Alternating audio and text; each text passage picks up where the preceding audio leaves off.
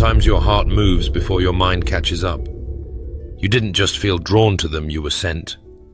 Heaven doesn't waste moments, and it surely doesn't waste people.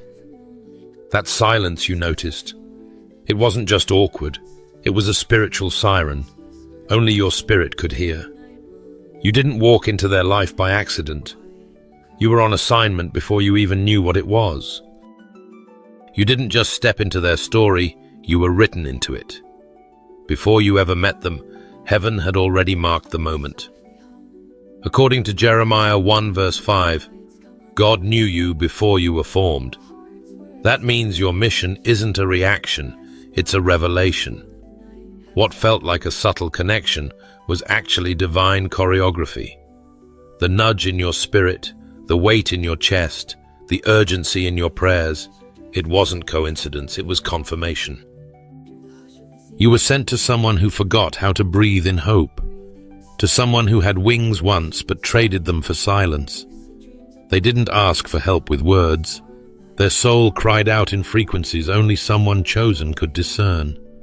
Psalm 139 verse 16 says, "Every day of our lives was written before one of them came to be." So no, your care wasn't random, it was remembered. You showed up because your spirit had already said yes. This wasn't about being nice. This wasn't about pity. You weren't showing sympathy, you were carrying strategy. God didn't send you to talk them out of darkness. He sent you to be light in it. Proverbs 20 verse 27 tells us, "The human spirit is the lamp of the Lord." And when God wanted to search their inward parts, he sent you carrying fire.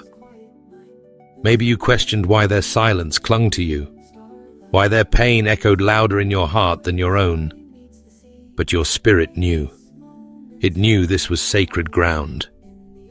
God doesn't always send sermons, he sends souls. And this time he sent you, not to preach, not to fix, but to walk beside a fallen warrior until their wings remembered the sky. You weren't just drawn to them, you were encoded for them. Your spirit had pre-signed the contract. Heaven looked over their life and said, "They'll need help getting back." And then God whispered your name. When you showed up, it wasn't a beginning, it was a continuation. You carried what they forgot, they lost: quiet strength, steady light, and holy remembrance. What looked like a conversation was actually a collision of purpose. What felt like an ordinary encounter was heaven staging a rescue. Your role wasn't loud, your impact wasn't theatrical, but oh, it was divine. This wasn't a meeting, it was mutual ignition. Two lives woven by grace, sparking eternity in the quiet. You weren't sent to find them, your soul remembered them. That's what made you the miracle. Friend, not every rescue begins with a cry for help. Sometimes it begins with a stirring deep in your spirit, an ache you can't explain, a weight that isn't yours but won't leave you alone. That's how heaven speaks when someone else's pain doesn't have the strength to speak for itself. Their sorrow didn't echo in the room, but it thundered in your soul. And while others walked past the smile they wore as armor, you heard the silence behind their eyes and you stayed. You didn't need a reason to care. You didn't need proof to move. That is the power of spiritual sensitivity. When God refines your discernment, you stop needing outward signs to obey inward urgings. What others call emotional, God calls equipped. The groaning in your spirit wasn't confusion. It was intercession rising before words could form. Romans 8 verse 26 tells us the Spirit himself intercedes for us with groans that words cannot express.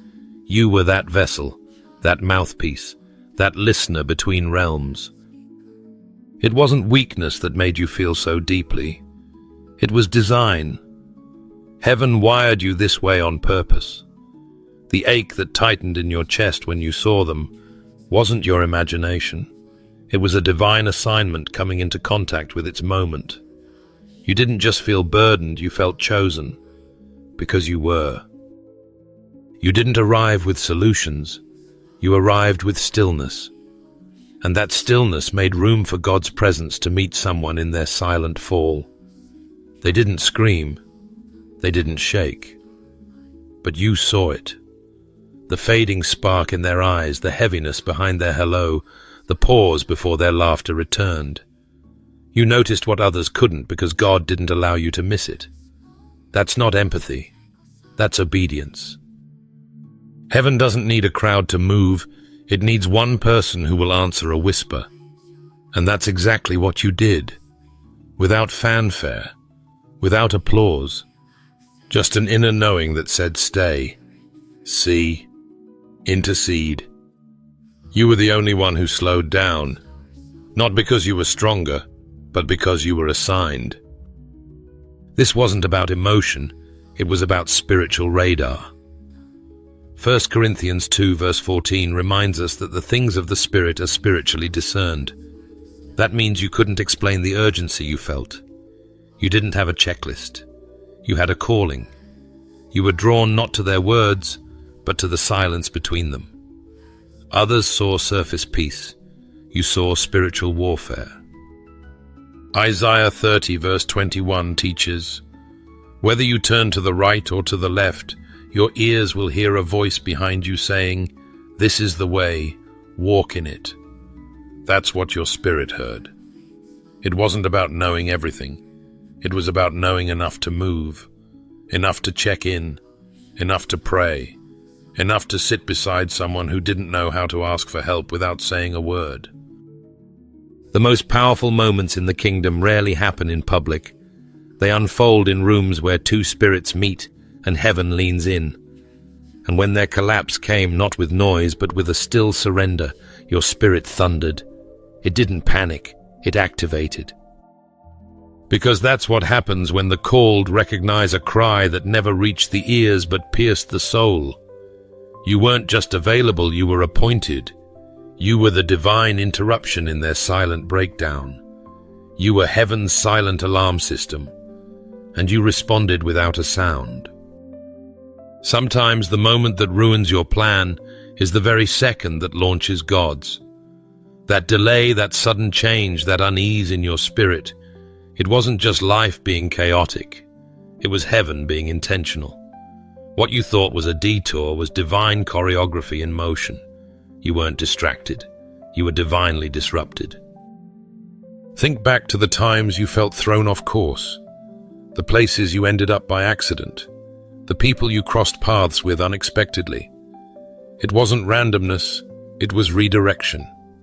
You were late for your own schedule, but right on time for God's strategy.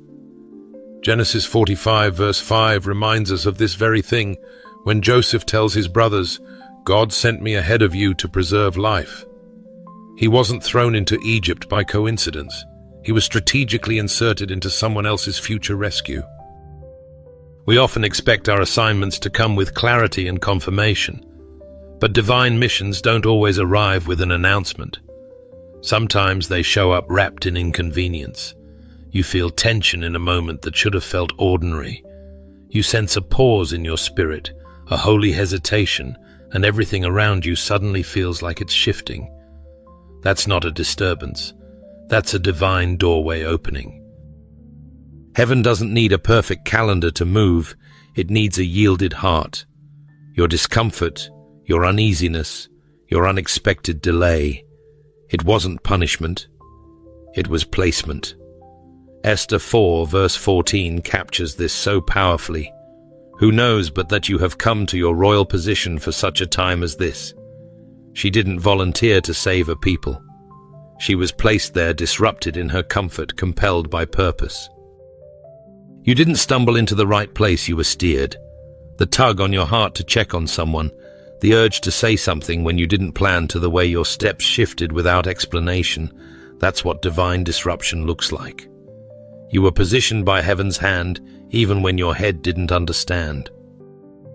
Don't let anyone call your compassion a distraction. What others saw as you being too soft, too emotional, or too involved was actually you being tuned into a frequency the world doesn't recognize. It wasn't your plan that mattered, it was your posture. Because when your spirit is yielded, God can place you in miracles that don't belong on your map. In Acts 8 verse 26 to 29, Philip is sent by an angel to the desert road, seemingly away from all ministry momentum.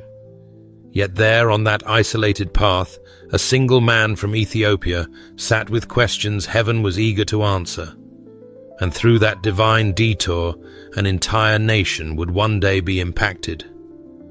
Philip didn't resist the redirection, he responded to the whisper.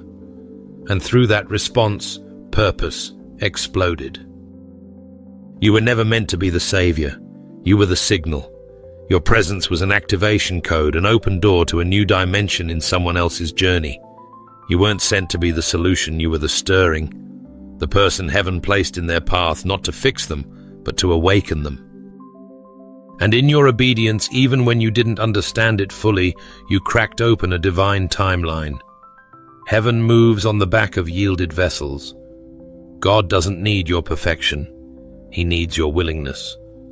What looked like interruption was actually intervention. That off-track moment was the launch pad for someone else's miracle. Sometimes the greatest sermons are never spoken, they're lived. And when God sends you into someone's storm, He doesn't always equip you with the right words. Sometimes He simply wraps you in divine stillness, because presence itself is power. Your existence, your quiet endurance, your willingness to remain when others would have walked away, that was the sermon. That was the ministry. And heaven honored it. When you stepped into their life, you didn't come to be the solution. You came as the sanctuary. You weren't sent to fix their brokenness, but to stand beside it unshaken. There are moments when God doesn't need a mouthpiece, He needs a mirror. Someone who reflects His patience, His mercy, His unspoken love. That's what you carried. That's what you became. Scripture says in John 11, verse 35, that Jesus wept. Before He performed resurrection, before He displayed His divine authority, He chose to enter the pain. He didn't rush to solve it. He stopped long enough to feel it. That wasn't a sign of weakness. It was evidence of divinity wrapped in empathy. And that same spirit rested on you when you sat beside someone whose soul was unraveling without saying a word. Ministry doesn't always sound like preaching. Sometimes it sounds like silence that doesn't leave. Job 2, verse 13 shows us how Job's friends sat with him for 7 days and 7 nights without speaking a word, because they saw his grief was very great. While they later failed him with flawed counsel, their initial stillness was sacred. There's power in showing up and staying put when pain speaks louder than language. You carried peace into chaos, not by fixing it, but by not flinching in it. That's what true spiritual authority looks like. You didn't come to be impressive, you came to be immovable. When fear filled the air, your calmness cracked through it like light through fog. That wasn't personality that was anointing. That was heaven, using your presence as a stabilizing force. Romans 12, verse 15 tells us to weep with those who weep, not fix them, not preach at them, not dissect their pain, but to sit low in the valley and make it known you're not alone. You fulfilled that verse not with a platform, but with proximity. You reminded them that God doesn't abandon people in the shadows. He sends quiet flames to burn beside them. The world trains us to look for noise as proof of effectiveness. But in the kingdom, silence often holds more authority than volume. You didn't speak revival, you embodied it. You made them feel seen when words would have only scratched the surface. And through your stillness, they began to believe again, not because you told them, but because you showed them. There was no pressure in your posture. You weren't there to correct them. You were there to confirm something buried deep inside them. You reminded them of who they were before the shame, before the trauma, before the detour. And that kind of ministry can't be taught. It has to be lived. Sometimes the most powerful move you'll ever make is simply not leaving. Staying through the unraveling. Remaining in the tension. Loving without demanding a return. When others retreat because the healing takes too long, you stayed as a witness to the process. And that steadfastness preached louder than 1,000 sermons ever could. You weren't sent to echo scripture, you were sent to embody it. You became the Word made flesh in their wilderness, not through your theology, but through your touch, your time, your tears, and your silence. God didn't just use your voice, He used your presence, and that was enough. Beloved, there are moments when heaven whispers and the earth barely notices, but your spirit did. You felt the nudge. You sensed the weight of something you couldn't quite explain. And even though you had questions, even though there were no bright lights or grand announcements, you said yes. That simple yes became the hinge upon which resurrection turned. You didn't walk in with a blueprint. You walked in with belief. You didn't need the full picture because faith isn't about clarity, it's about commitment. You didn't know it then, but your obedience carried the exact frequency that heaven was waiting for. While others hesitated, you moved. While logic demanded evidence, your spirit responded to the whisper. And in that moment, what looked like a quiet choice in your world became a catalytic shift in someone else's. Isaiah 1 verse 19 declares that if you are willing and obedient, you will eat the good of the land. But what many forget is that obedience is rarely comfortable, it's rarely convenient, and it almost never comes with applause. It often looks like you stepping into someone's mess without answers, yet carrying unseen authority that dismantles strongholds. That's exactly what happened when you obeyed the pull to stay, to reach out, to listen, to pray, even when you weren't sure why. There's a kind of faith that doesn't need validation.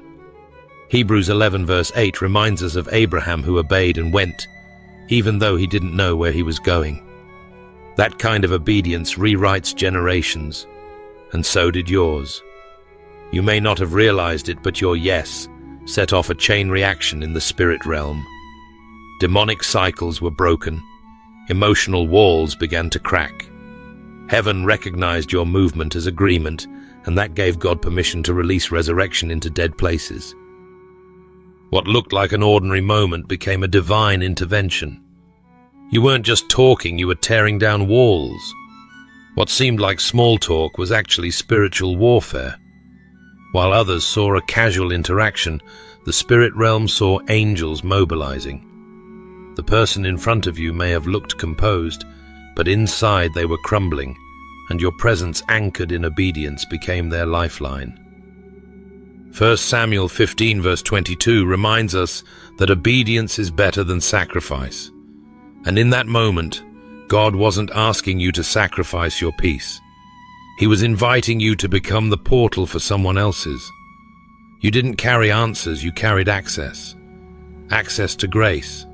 Access to clarity. Access to a resurrection they didn't even realize they needed. You didn't show up because you knew what to say. You showed up because you knew how to obey. And that obedience cracked open generational chains. You carried something ancient and holy, something that didn't need explanation. It just needed activation. And when you stepped into that space, you aligned a divine moment that would have otherwise been lost to distraction or delay. Heaven's strategy has never relied on crowds. It's always been about the quiet. Yes, the ones who aren't seeking credit, just communion. The ones who move not for recognition, but for righteousness. That's the kind of person you were in that moment. And that's the kind of obedience God crowns with resurrection power. When you moved, angels moved. When you spoke, even in hesitation, the spirit realm adjusted. You weren't just part of a moment, you became the moment. And though you may never see the full fruit of that obedience on this side of eternity, you can be sure of one thing heaven saw. Heaven recorded. Heaven responded. Your yes didn't just shift their present, it unlocked their future. What looked like a subtle connection became a soul awakening. What you carried made room for their return, their healing, their hope. You didn't orchestrate it. You couldn't have planned it. But you obeyed it. And that obedience became the seed of someone else's resurrection. There's something divine about the moment your spirit collides with someone else's brokenness, and instead of breaking you, it builds you. You thought you were there to rescue them. But in truth, heaven used that encounter to reintroduce you to your own anointing. Their ache wasn't just an alarm for them, it was a mirror for you. A reflection of power buried deep inside, long forgotten under layers of life fatigue and silent battles. And the moment you answered their pain, something in you stirred too. The fire didn't fall from the sky, it rose from within. Just like the disciples on the road to Emmaus, in Luke 24, verse 32, you felt your heart burn as the revelation unfolded, not just about them, but about you. The flame that had flickered beneath the surface suddenly reignited, and in offering yourself as light for someone stumbling through shadows, you saw how much brightness still lived inside of you. It wasn't gone, it was waiting. Their brokenness was never just a burden to carry, it was a divine invitation for remembrance. You didn't simply show up to give, you arrived to awaken. Heaven was orchestrating a collision, a sacred exchange. And while your obedience wrapped them in safety, God was unwrapping something powerful inside of you. You weren't just pouring out oil, you were discovering your well never ran dry. In helping them remember who they were, you began to remember who you are. It wasn't about rescue, it was about recognition. The assignment revealed your design. What once felt like duty became discovery. And in that moment, it was no longer about saving someone else. It became about rediscovering the fire you forgot you carried. Ephesians 5 verse 14 says, "Wake up, sleeper, rise from the dead, and Christ will shine on you." Sometimes the awakening doesn't happen through a sermon or a vision, but through a soul in need. Their sorrow became your stirring. Their question activated your calling. Their desperation summoned your anointing. And just like that, what you thought was about their healing became the beginning of your revival. You didn't find your purpose on a platform, you found it in a whisper, in the quiet exchange of tears, in the stillness of presence, in the silence between words. You remembered that ministry isn't always loud. It's often hidden in the holy moments where no one else sees, yet heaven is watching, orchestrating and unlocking something eternal. What they needed was in you, but what you forgot was also waiting to be remembered. You didn't need applause to find it. You didn't need validation to reclaim it. You just needed obedience. And when you offered it, not only did they begin to rise, but so did you. This wasn't a one-sided miracle. This was mutual ignition. This was the mystery of divine assignment, where God doesn't just work through you, He works in you, with you, and for you. You became the flame because their cold reminded you what warmth you carried. You were reignited not in the spotlight, but in the shadows of someone else's need. And that is the kind of fire the world can't extinguish, because it didn't come from them. It came from Him. 2 Timothy 1 verse 6 urges us to fan into flame the gift of God which is in you. And sometimes that fan comes in the form of someone else's pain. Their hunger pulled on your heaven. Their lostness awakened your leadership. Their collapse called forth your commission. What you thought was a rescue became a recognition of your own sacred power. You weren't just healing, you were being healed. You weren't just covering, you were being called.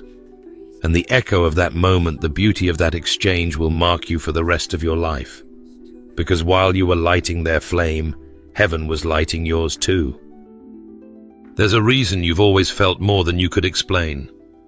While others walked past pain without a glance, you sensed it before it ever made a sound.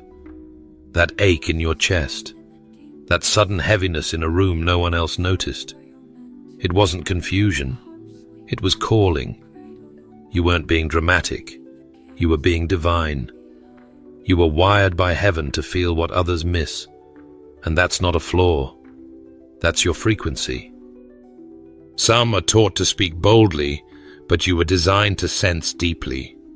You don't just hear words, you hear what's not being said. You don't just notice people, you discern atmospheres. And when your heart gets heavy without warning, it's not emotional instability, it's spiritual insight. You were built to pick up silent storms. While the world applauds strength that's loud, God honors the sensitivity that listens. Matthew 5 verse 4 tells us, "Blessed are those who mourn, for they will be comforted."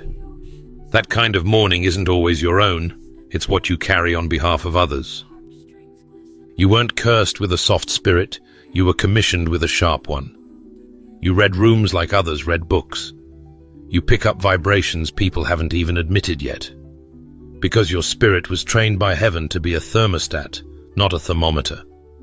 You don't just detect climate, you shift it.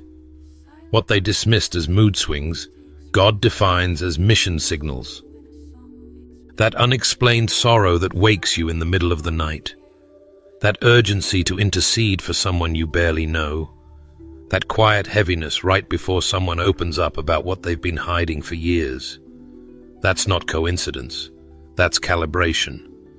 Isaiah 50 verse 4 says, "God gives us the tongue of the learned, that I should know how to speak a word in season to him that is weary."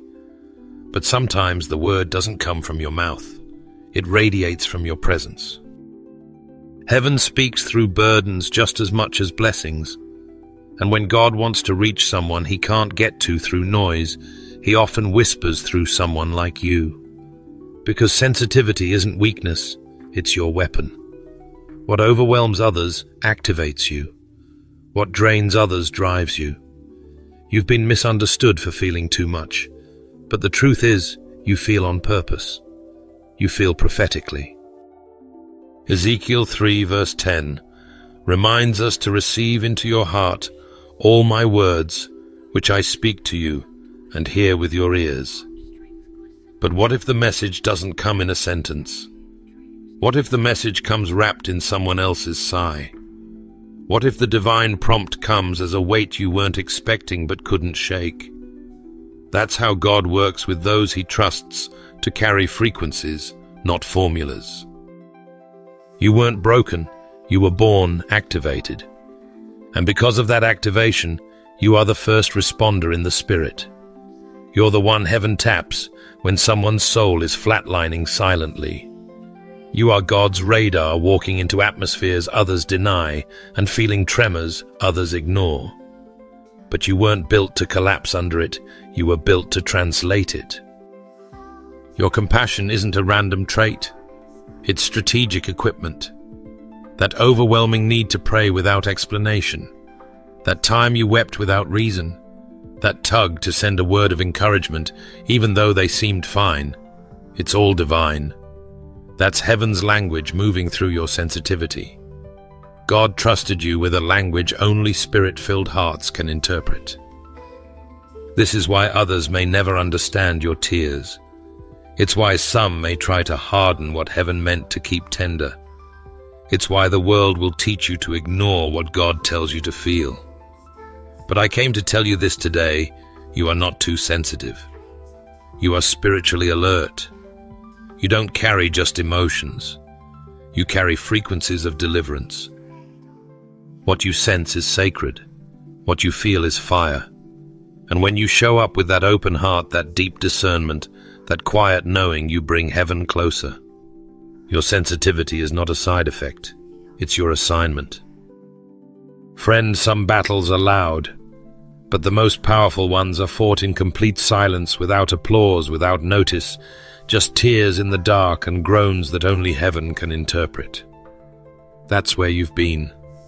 You didn't just listen to broken words, you absorbed the words they never had the strength to say. You carried what they couldn't put into sentences. You discerned what others overlooked. You bore the burden of another soul and never called it weight, you called it love. You knew they weren't okay, even when they said they were. The shift in their tone, the flicker in their eyes, the stillness that lingered too long, you picked it up. Their silence wasn't empty to you. It was a signal. It was a sacred whisper that only those who walk closely with the Spirit could detect. While others were impressed by their smiles, you were moved by their hidden sorrow. Romans 9 verse 1-2 echoes this mystery. Paul said he had great sorrow and unceasing anguish in his heart for others, a weight that couldn't be explained outwardly, but was deeply spiritual. That same unspoken ache has lived in you. When others left the room, you stayed. When words ran dry, you remained present. That wasn't obligation, that was intercession in motion. And intercession doesn't always sound like loud prayers. It looks like standing in the gap when it's uncomfortable, inconvenient, and unnoticed. You didn't need a stage. You made altars out of quiet moments and sanctuaries out of simple presence. Galatians 6 verse 2 charges us to bear one another's burdens, and you did that without fanfare, without needing thanks. Even when your own soul was tired, you kept showing up. You prayed when they couldn't pray. You wept for them when they had no more tears. You laid your own needs aside to cover theirs in the Spirit. That's not weakness, that's spiritual strength. You were spiritually bruised, yes, but bruises are proof of battles fought in silence. They're evidence that you stood in places no one else dared to stand. The unseen realm saw it all. Angels leaned in. Heaven recorded every moment you stood as a silent shield for someone on the verge of collapse. You didn't rescue them through speeches, you rescued them through consistency, through listening, through simply being there when everyone else vanished. You became a safe space wrapped in human form. Isaiah 53 verse 4 reminds us of the Messiah who bore our griefs and carried our sorrows. And though you are not the Savior, you were sent in His Spirit. You moved in that same pattern.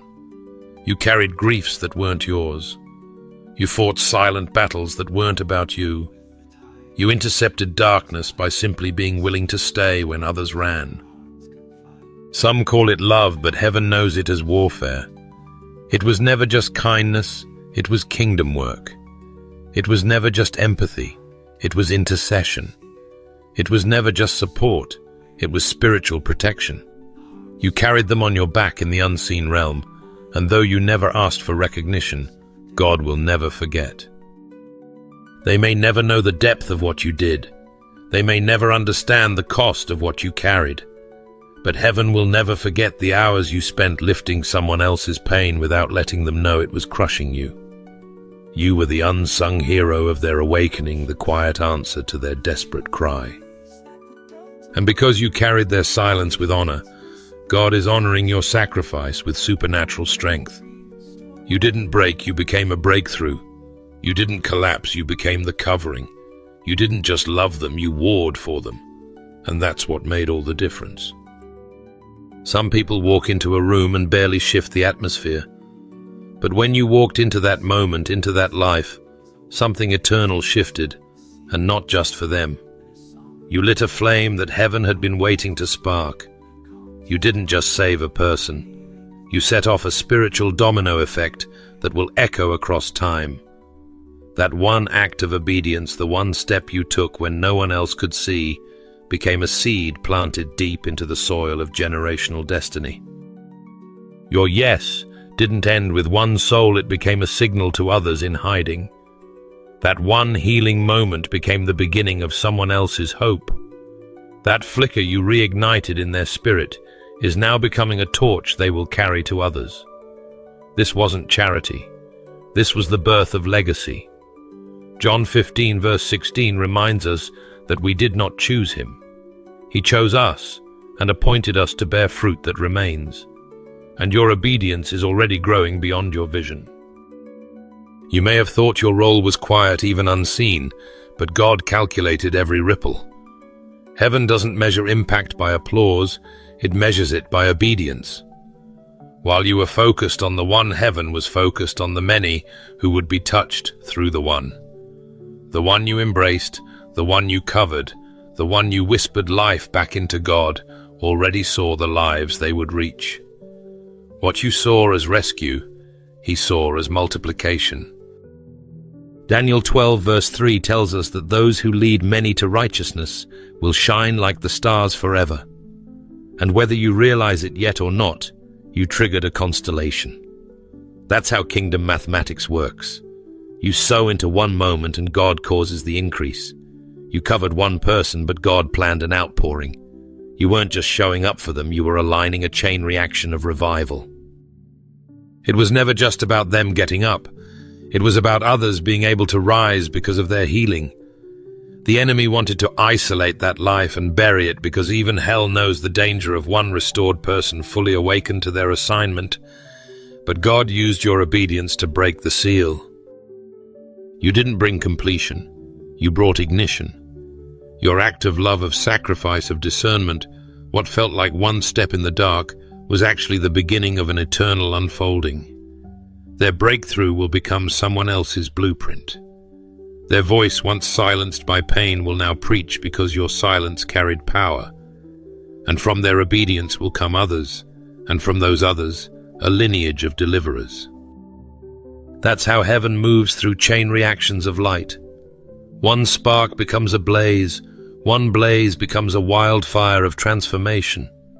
And it's all rooted in the unseen moments where someone chooses to say yes. Your yes wasn't loud, but it echoed across generations. 2 Corinthians 9 verse 10 reminds us that God supplies seed to the sower and bread for food, and he will multiply your seed and increase the harvest of your righteousness. You didn't finish their story, you began it. You handed them back their pen, restored their voice, and reminded them they were worthy of more.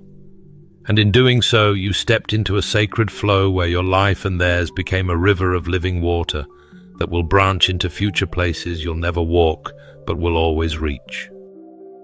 There are people right now who don't even know your name, who will be saved, healed, and delivered because of a moment you said yes to God. That's how purpose works. It moves through obedience like yours and expands into places you can't even imagine. What looked like a private assignment was actually a public launch. What looked like a small mission was actually heaven planting revival through you. You didn't just carry a soul, you activated a movement of mercy, of healing, of resurrection, and it's only just beginning. Friend, not every assignment ends with applause. Some end with quiet release and a sudden sense that something new is approaching. You can feel it deep in your spirit, a holy alertness rising inside you. The burden hasn't lifted because the mission isn't over. And what if I told you your most important assignment hasn't even started yet? This wasn't your grand finale. It was preparation. Every tear you shed, every spiritual bruise you carried, every moment you wondered why God chose you, it all shaped the vessel He needs you to be for what's coming next. That last soul didn't drain you, it trained you. That experience didn't finish you, it forged you. Isaiah 6 verse 8 echoes through the chambers of your spirit. Here I am, Lord, send me. And He's still sending you. Because another soul is on the way, fragile, faint, fading without making a sound. They won't announce themselves. They'll collapse in silence like the last one did, but this time you'll know how to move. You won't question it. You won't panic. You'll sense the weight, and you'll recognize the pattern. Your spirit has been trained to see what eyes can't, to respond to what minds miss. The ache you'll feel won't be confusion, it will be confirmation. Heaven isn't sending you again because you got it all right. Heaven is sending you again because you were faithful, because you stayed when it was hard, because you listened when others talked over pain, because you wept without answers and still showed up. You didn't rescue with strategy, you rescued with surrender. And now that same surrender will carry another soul back into light. God doesn't choose perfect vessels, He chooses obedient ones. The next time you won't walk in wondering if you're enough. You'll walk in with the fire of Matthew 10 verse 16 in your bones, wise as a serpent, innocent as a dove, carrying both discernment and compassion in your stride. You won't question if it's you. You'll know it is. And the darkness will know too. Every new assignment expands your authority. Every soul you help reawakens your purpose. You may feel weary, but you're not weak. You're weighty. You're seasoned. You're trusted. You've seen firsthand how obedience shifts the unseen, how a whisper from heaven can become the rescue line for someone on the edge. You're not just a responder anymore. You're a carrier of divine timing, a steward of sacred rescue. And even though it may come when you least expect it this time, your spirit will be ready. You won't miss the signal. You'll feel it like wind brushing against your soul, like holy interruption wrapped in familiar silence.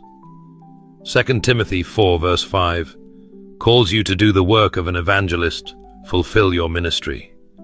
And fulfilling doesn't always look like crowds. It looks like a quiet life saved because you said yes again. You're not being recycled, you're being recommissioned. There's still someone waiting, and this time you won't second-guess your presence. You'll walk in with fire in your eyes and heaven at your back, because God doesn't just use you, He flows through you. And when the next collapse comes, you won't fumble. You'll respond, not because you're fearless, but because you're faithful. The whisper of heaven is near again, and this time you'll recognize it not as interruption, but as invitation, because this is what you were born for. Some people wait for a stage to validate their purpose, but you were born as the assignment. While others sought position, you were sent on purpose. You didn't chase spotlight, you carried strategy. Not flashy, not loud, but divinely placed like a seed buried beneath the soil, timed for heaven's harvest. And what grew from your surrender wasn't just impact, it was alignment with God's unfolding redemption plan. Let me say this clearly. You are not a feeler wandering in confusion. You are a discerner wired with divine frequency. Heaven didn't miscalculate when it wrapped strategy inside your sensitivity. You are not too emotional. You are spiritually calibrated. Your tears weren't weakness. They were sacred intelligence. You don't just pick up burdens, you break them. You aren't a reaction to the chaos.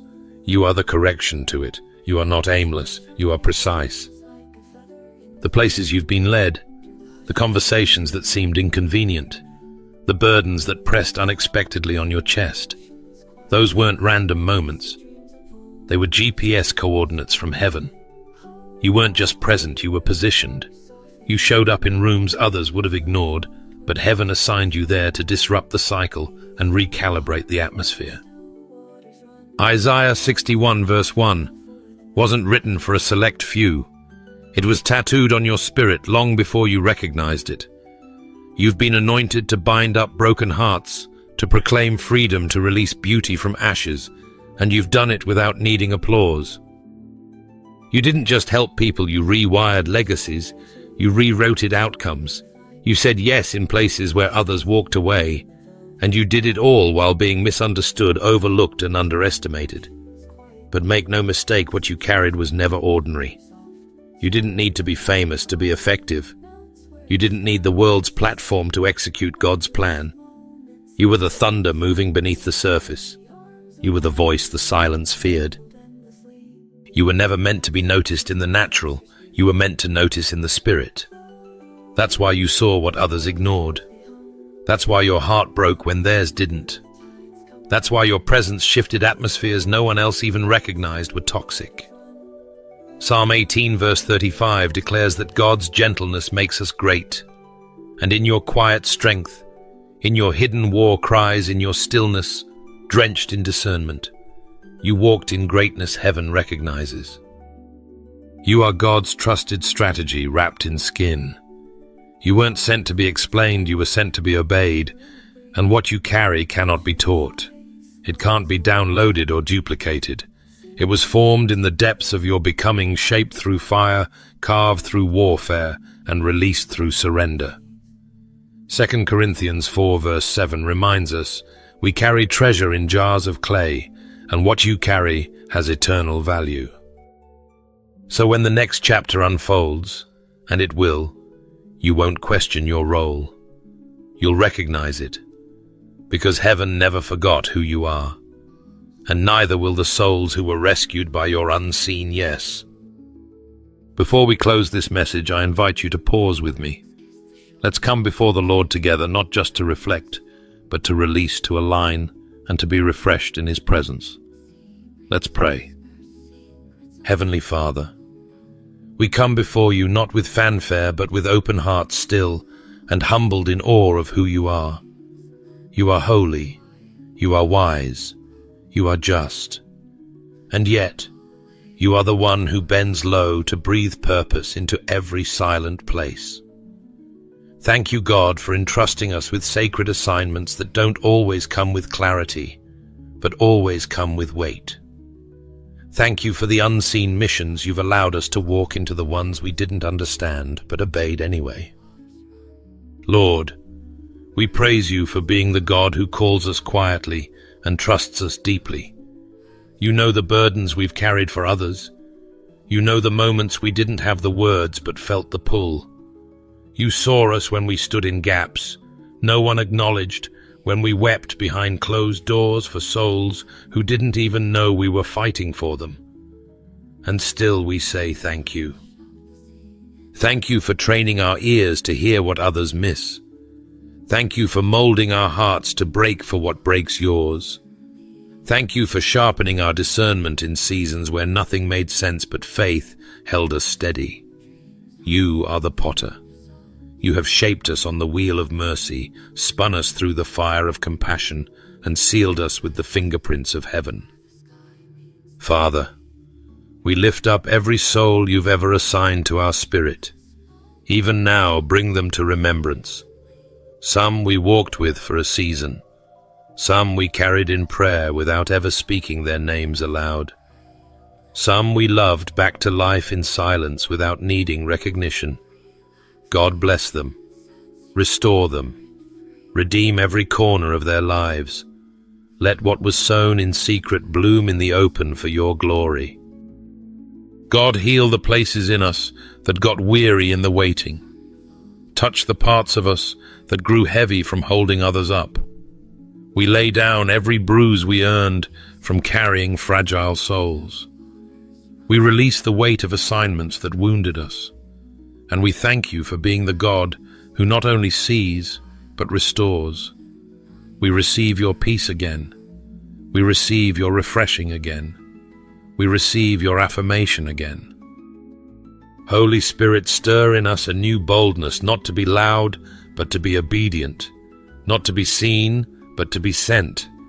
Make us sensitive to divine whispers. Help us to walk slowly enough to notice and deeply enough to discern. Let our lives echo your love, even when our mouths remain silent. Let our presence carry the aroma of heaven. Let us become safe places where brokenness doesn't hide, but heals. Thank you, Lord, for choosing us as vessels of your mercy. For every hidden yes, for every invisible victory, for every unseen battle we give, you all the praise. You are the reason we endure. You are the fire that keeps us awake to purpose. You are the one who sends us and the one who sustains us. We declare that our lives are not random. Our compassion is not weakness. Our sensitivity is not a flaw. It is strategy. It is heaven's design. It is divine authority wrapped in quietness, and we will walk in it without apology. So, Lord, send us again. And when you do, we'll go with peace in our hearts, fire in our bones, and heaven at our back. Not for glory, not for credit, but so that one more soul might encounter your love through the simplicity of our obedience. In the mighty and matchless name of Jesus, we pray, Amen.